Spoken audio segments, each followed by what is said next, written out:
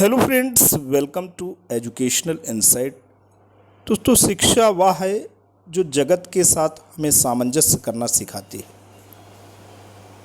जगत के साथ जो हार्मनी है, जो बेस्ट रिलेशनशिप है, हम उसे कैसे इस्टेब्लिश करें, वो तरीके, वे साधन, वो प्रोसेस, वो कला जो हम सीखते हैं, वो शिक्षा है।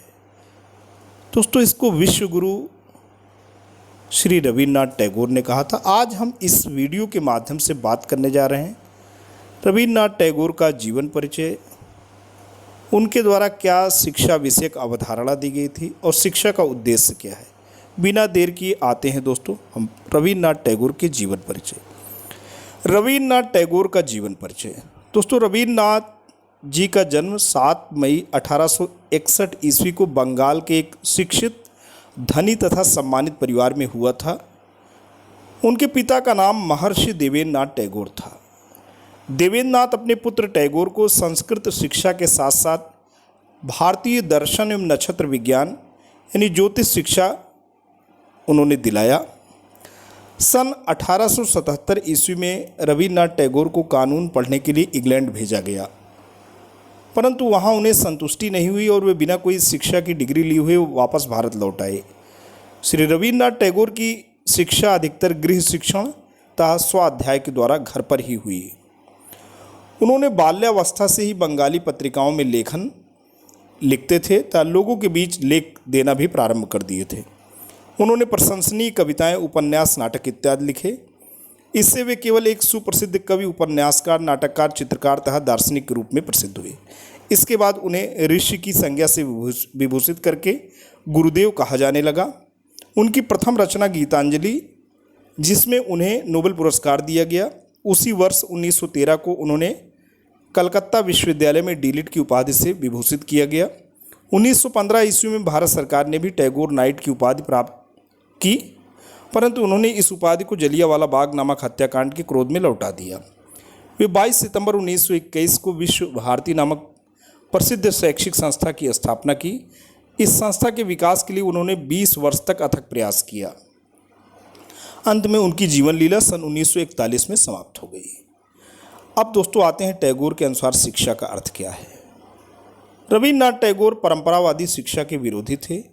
उनके अनुसार पुस्तकों को रख लेना ही शिक्षा नहीं है, अपितु शिक्षा का यथार्थ अर्थ है जीवन का समस्त सृष्टि से सामंजस्य स्थापित करना। शिक्षा विकास की एक प्रक्रिया है, अतः इसके माध्यम से व्यक्ति की निजी तथा सामाजिक आवश्यकताओं की पूर्ति होती है।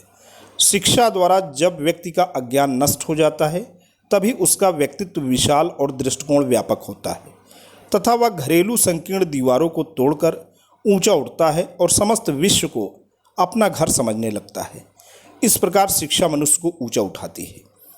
दोस्तों, शिक्षा का उद्देश्य समग्र व्यक्तित्व का विकास है, लेकिन अगर हम इसकी बात करें तो रविन्द्रनाथ टैगोर जी का जो फोकस था, जो उनका कंसंट्रेशन था, जो उनका मुख्य एम्फेसिस यानी जोर था, वो था सार्वभौमिक नागरिक बनाना। महर्षि टैगोर के शैक्षिक उद्देश्य राष्ट्रीय परिधि को लांघकर अंतर्राष्ट्रीय क्षेत्र में पहुंचना है। वे शिक्षा द्वारा ऐसे व्यक्ति का निर्माण करना चाहते हैं जिससे अंतर्राष्ट्रीय संबंधों के साथ सामंजस्य स्थापित करने की योग्यता उत्पन्न हो जाए तथा उसकी निष्ठा संपूर्ण मानवता में हो।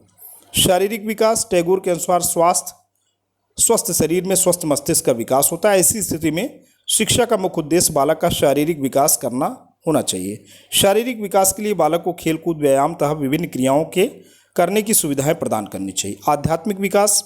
टैगोर के अनुसार शिक्षा का उद्देश्य बालक का आध्यात्मिक विकास करना होना चाहिए। आध्यात्मिक ज्ञान ही बालक को दासता के बंधन से मुक्त कर सकता है। संवेगात्मक विकास। टैगोर के अनुसार शिक्षा का उद्देश्य बालक का संवेगात्मक विकास करना भी होना चाहिए। टैगोर के मतानुसार कविता, संगीत और चित्रकला के माध्यम से बालकों का उचित दिशा एवं संवेगात्मक विकास किया जा सकता है। यह क्रियाएं बालक के सौंदर्य प्रेम की भावना का भी विकास करती हैं। व्यवसाय का उद्देश्य। टैगोर के शिक्षा का उद्देश्य केवल नौकरी प्राप्त करना ही नहीं होना चाहिए। उनका कहना है कि शिक्षा द्वारा लोगों को इस योग्य बना दिया जाए कि वह विद्यालय छोड़ने के बाद अपने पैरों पर खड़े हो सके। सांस्कृतिक उद्देश्य।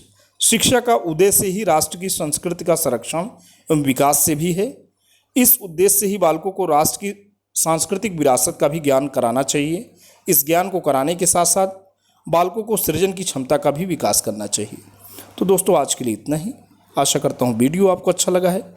अच्छा लगा है तो आप इसे लाइक कर सकते हैं, चैनल पे कमेंट कर सकते हैं, अपने जैसे दोस्तों तक साझा भी कर सकते हैं। लेकिन दोस्तों अगर चैनल पे नए हैं, पहली बार विजिट कर रहे हैं तो प्लीज़ सब्सक्राइब करें। Thanks for watching and listening. This is Ajay Prakash Dubey signing off.